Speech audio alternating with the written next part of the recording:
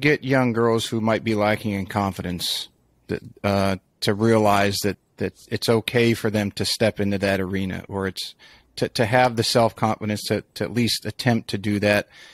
And if they do go into that area or that arena and they fail, how do you work with them to help build that confidence so that they get a comfort level and that they can start seeing bigger improvement? I guess that's a lot of questions in one. It's also a hard question because when I was younger, there wasn't like a whole lot you could have said to me to make me feel more comfortable. But what I've learned, like I've had questions before from people about like, oh, you don't even look like you get nervous for trick shot shows and stuff anymore, probably because I do them a lot more now. But like, I still get nervous. But I think like one of the things that kind of actually helped me was I did this one show one time, and I feel like my hand-eye coordination is on like 90% of the time, but 10% of the time, like could just be off. And it could just be like, your body feels different that day, whatever it is. Like, yeah, you're a human being. You're not a machine. Yeah. So like I had this one trick shot show, and it was kind of early into doing trick shot shows. And there was one trick in it that I really struggled to get. And in my head, I'm like beating myself up. Oh my gosh, like this is embarrassing. Everyone's watching you.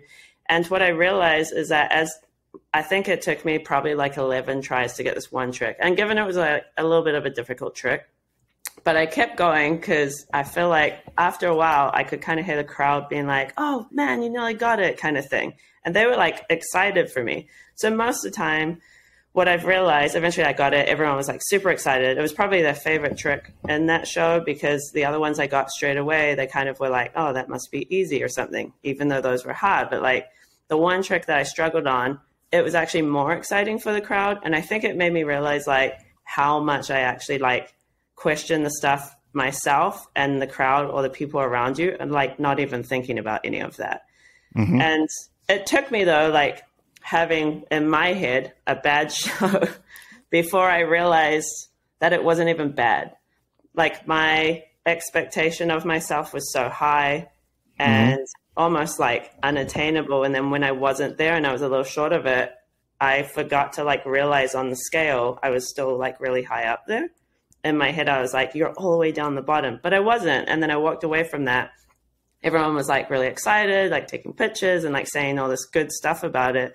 And like still to this day, I've never heard a bad comment like through somebody or whatever. I've never ever heard a bad comment, no matter what's happened in a show.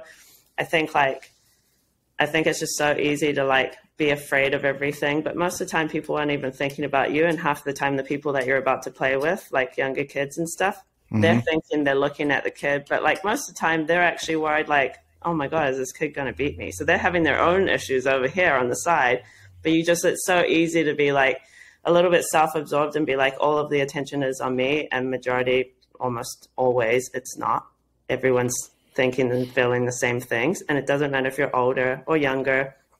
And like another example of that I know of is I had a teacher, and she was my primary school teacher. So she was like a substitute teacher that I had on and off between the ages of like 5 and 10. And like, she was kind of a teacher that everybody knew. She ended up teaching my younger siblings. She taught my older siblings. Like, so we all know this teacher. She's awesome.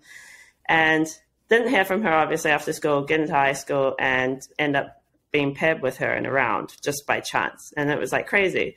She didn't play the first hole. And so I was like, that's weird. Like maybe she came late, whatever. She ends up telling me halfway through the round, she doesn't play the first hole because she's so afraid of teeing off in front of people.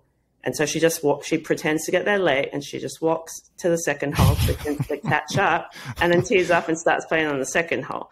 And so it's funny because you always think when you're a kid, like everything's so scary, but stuff is still scary when you're an adult. And so those little things that like the kid might be feeling, actually a lot of adults are feeling that even worse. So I think a lot of the time, like just trying to talk to your kid or like trying to encourage the kids, like I'm feeling like a lot of the stuff I'll do. I played with a bunch of kids in an event that I did last year, and I would tell them like, oh man, I'm like kind of nervous, even though I wasn't nervous, but I'd be like, oh, everyone's looking. And then they'll be like, you're nervous? I was like, yeah, a little bit. And I feel like that kind of made them feel like, well, if you're nervous, then it's okay for me to be nervous.